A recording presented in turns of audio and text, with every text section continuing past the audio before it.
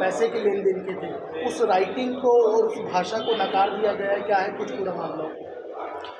देखिए, ये महादेव ऐप से रिलेटेड जो इन्वेस्टिगेशन चल रहा है उसमें कुछ लेटर्स आए थे, न्यायालय के पास भी आए थे और दूसरे अथॉरिटी को भी भेजा गया था जो जेल में बंद हैं। महादेव ऐप के जो 3 एक्यूज पर्सन्स चंद्रभूषण वर्मा और सतीश चंद्राकर और एक और कोई है, तो इन तीनों की तरफ से कुछ लेटर आए थे जिसमें इन्होंने कहा था कि जो मनी लॉन्ड्रिंग के सेक्शन 50 के अंतर्गत जो भी बयान दिए गए थे यहाँ क्या कहते हैं ईडी अथॉरिटी के पास में, वो गलत हैं और ज़बरदस्ती लिखवाए गए हैं।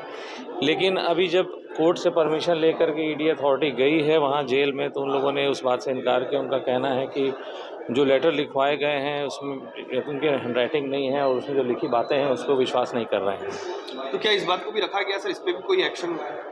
नहीं, इस पर कोई एक्शन नहीं हो रहा है, लेकिन मैं बता रहा हूँ कि उन लोगों ने जो पहले अपनी बातें लेटर के माध्यम से प्रचारित की थी कि ईडी वाले लोग ने दबाव डाल करके उनसे दुनिया भर के स्टेटमेंट लिखवाए हैं या किसी का नाम लिखवाया है, उस बात को अब वो लोग कह रहे हैं कि उन्होंने नहीं कहा था और उनसे लिखवाया गया था। चार्जशीट और ये बातें हमने माननीय न्यायालय के समक्ष पिछली सुनवाई में रखी थी और इन तीनों के जो सेक्शन 50 स्टेटमेंट्स हैं जो जेल में रिकॉर्ड किए गए थे, क्योंकि कोर्ट की परमिशन से जेल में रिकॉर्ड किए गए थे, वो हमें कोर्ट को दिखाना आवश्यक था कि हम क्या स्टेटमेंट रिकॉर्ड करके लाएं। उन स्टेटमेंट्स को हमने जो माननीय स्पेशल कोर्ट के सामने रखा था और इस बात को वहाँ व्यक्त भी किया था। चार्जशीट में कोई नए नाम उसमें ऐड हुए हैं? पूर्व सीएम और भी कुछ नाम उसमें ऐड हुए? देखिए, जो हमने फर्स्ट सप्लीमेंट्री जो प्रोसिक्यूशन कंप्लेंट पेश की है उसमें हमने जो शुभम सोनी के संदर्भ में बातें लिखी हैं और शुभम सोनी ने जो एक ईमेल हमको भेजा था और वो ईमेल जो था वो सर्टिफाइड ईमेल था।